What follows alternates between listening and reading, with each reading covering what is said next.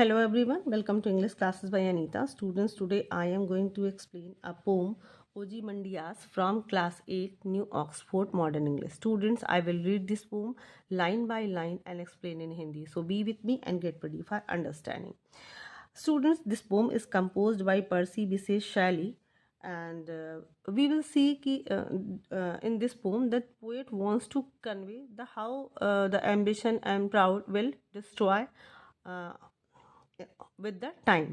तो चलिए इस पोम में जो हमारे पीबी शैली जी हैं वो क्या बताना चाहते हैं। तो सबसे पहले हम इस पोम को पढ़ेंगे, उसके बाद समझेंगे लाइन बाय लाइन। तो जो ये पोम है यानी कि in much of Shelley's poetry the he रिजॉइसेस in nature, यानी कि जो शैली की जो बहुत सारी कविताएं हैं उसमें वो प्रकृति का आनंद लेते हैं, यानी प्रकृति के साथ वो ज़्यादातर इंजॉय करते हैं। But nature of a spiritual kind, लेकिन जो उनका नेचर है, उनकी प्रकृति का जो वर्णन है वो अक्सर आध्यात्मिक हुआ करता है। इन दिस पोम, इस कविता में Shelley relates the story told to him by another traveller. तो जो शैली हैं वो इस एक कहानी बताने का प्रयास कर रहे हैं जिसको उनको किसी एक यात्री द्वारा सुनाया गया है।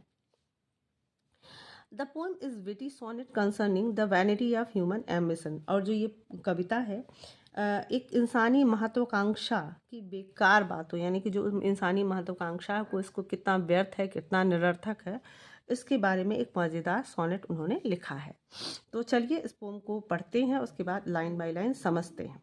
I met a traveler from an antique land who said two vast and trunkless legs of stone stand in the desert near them on the sand. Half sung a shattered visage lies, whose frown and wrinkled lip and sneer of cold command tell that sculpture well those passion read, which yet survive stamped on these lifeless things.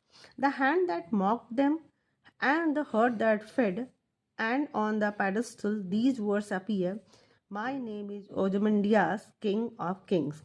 Look on my works, ye mighty, and despair. Nothing beside remains round the decay of the colossal wreck, boundless and bare, the lone and level sand stretched far away. Percy Bysshe Shelley। तो I met a traveller from an antique land, यानी कि जो poet हैं शैली जी हैं वो बताते हैं कि मैं एक यात्री से, पुराने देश के यात्री से मिला, हु सेड, जिसने कहा, two vast and trunkless legs of stone, यानी कि रेगिस्तान के पत्थर के दो बड़े,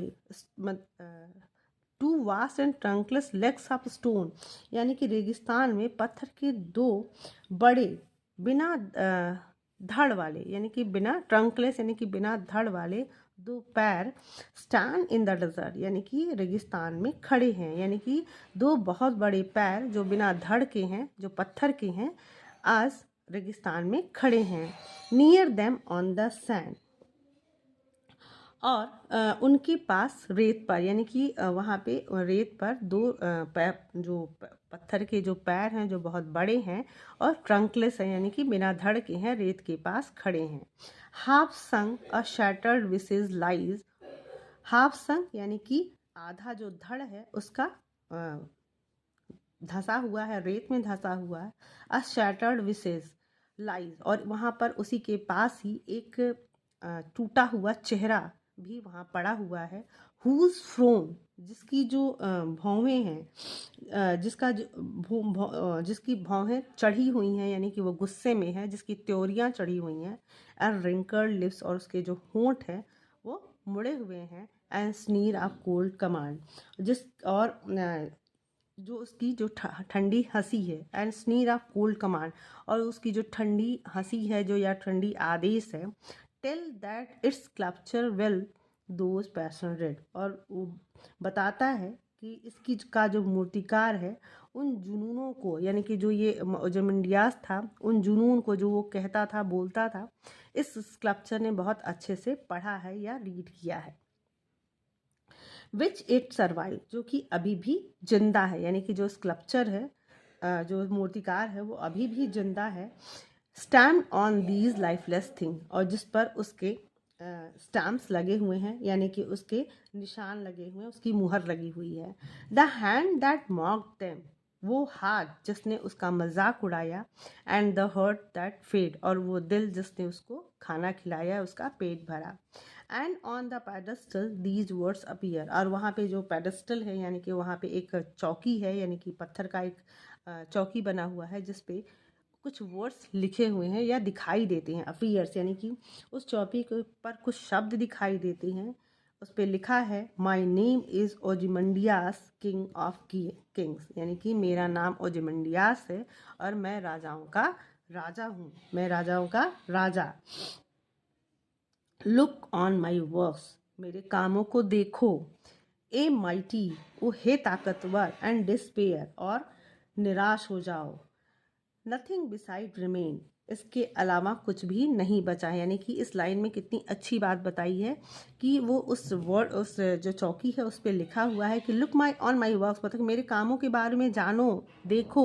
हे ताकतवर, मतलब कि जो भी इस दुनिया में जितने भी लोग अपने आप को बहुत ताकतवर समझते हैं, बहुत ज़्यादा ये समझते हैं कि मेरे अलावा कुछ भी नहीं है, वो मेरे कामों को देखें और निराश हो जाएं। इसलिए निराश हो जाएं कि देखो कुछ भी नहीं बचता, यानी कि कोई भी चीज़ चाहे वो कितना बड़ा अंपायर है वो ख़त्म हो जाता है, बचता नहीं है। राउंड द डिके, यानी कि इस राउंड द डिके यानी कि आस पास जो मलबा है उसको देखो और देख लो कि कुछ भी नहीं बचता है। ऑफ द कोलासल ट्रैक, इस कोलासल ट्रैक का मतलब विशाल मलबा, मतलब यहाँ पे जितना भी है वो सारा विशाल मलबा पड़ा हुआ है। बाउंडलेस एंड बेयर, जो कि नंगा और असीम है, यानी कि इस विशाल जो मलबा है वो नंगा पड़ा है, यानी कि जितनी भी चीज़ें हैं वो खाली नंगी पड़ी हुई हैं।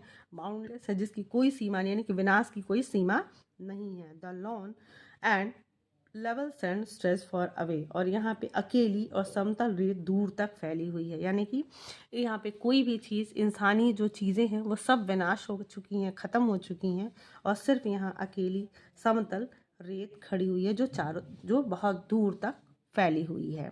तो स्टूडेंट्स आप यहाँ पे समझ सकते हैं कि जो सैली जी हैं वो ये बताने की कोशिश करते हैं कि कोई भी, चाहे वो इंसान कोई कितना भी एम्बिशियस हो जाए, कितना बड़ा एम्पायर हो जाए, टाइम विद टाइम, मतलब कि एक समय के साथ उसकी सारी चीज़ें ख़त्म हो जाती हैं। यानी कि यहाँ पे एक स्पिरिचुअल मैसेज है कि हमें जो इंसान है वो बहुत ज़्यादा बहुत एम्बिशियस नहीं होना चाहिए, बहुत प्राउड ही नहीं होना चाहिए, और अपने कामों को बहुत ही एक इंसान होते हुए करना चाहिए, क्योंकि कोई भी हमारा जो भी एम्बिशन है या फिर टाइम के साथ जो भी हमारे ये उपलब्धियां हैं, अचीवमेंट हैं, वो धीरे धीरे धुंधली पड़ जाती हैं और एक मलबे का रूप ले लेती हैं।